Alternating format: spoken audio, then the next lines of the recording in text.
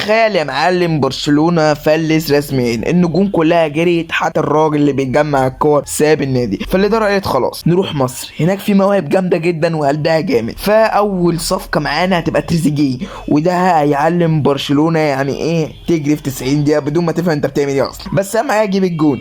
فنص الملعب عندك زيزو، هيقول لبرشلونة انا بعمل عرضيات بتوصل للونش، اكيد يعني هتوصل لرافينيا. وعندك في الدفاع حجازي ورابيا، مهاجم الخصم هيعدي يا كورة يا هو يا كورة، فهو يختار حاجة من الاتنين هيعدي. وعندك الشناوي الحارس هيصد ضربات جزاء لحد ما برشلونة يرجع ياخد اي دوري. في الهجوم بقى عشان انت مستغرب، احنا هنهاجم بعمر مرموش وزيزو، لكن ميسي مش هنلعب بيه يعني الفترة دي، احنا نلعب بس بعمر مرموش ومحمد صلاح، وهنضطر نخش ونكمل بقية الدوري. هنلعب مع الريال مدريد يا جماعة، عشان بس حصلت مشكلة يا جماعة في التصوير. فده الماتش التاني، الماتش الأول 4-1 مرموش حط واحد فاتطور، فده الماتش التاني. الأول خلاص جبنا 4-1 والريال حطت علينا للأسف. النني يا جماعة دخل وكان لسه بيقول أنا هحط كرة إيه مفيش منها، ما جاتش، لأن أنا كنت بصراحة حاططها صعبة لكن هي ما جاتش يعني. هنا زيزو كان بيحاول يعمل حركات وافتكر نفسه ان هو بيلعب ضد الزمالك،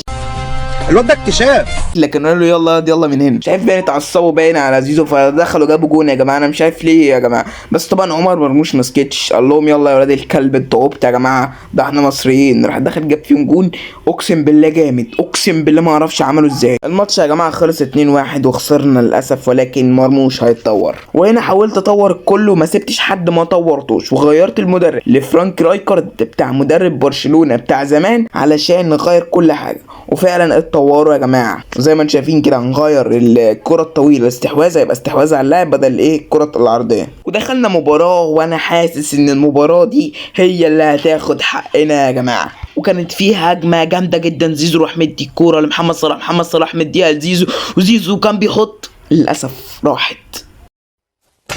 لا لا لا لا انت بتهزر. محمد صلاح قال لهم كفايه اللعب اللي انتوا بتلعبوه في الاهلي ده، خلينا اجيب جون. راح بسم الله ما شاء الله يعني دخل ارزع واحده من اجمد الاجوان اللي جابها. وبعد الجون الاولاني محمد صلاح دخل تاني وقال لهم يلا بينا. اقسم بالله وانا بلعب ما تخيلتش ان الجون ده هيجي اصلا.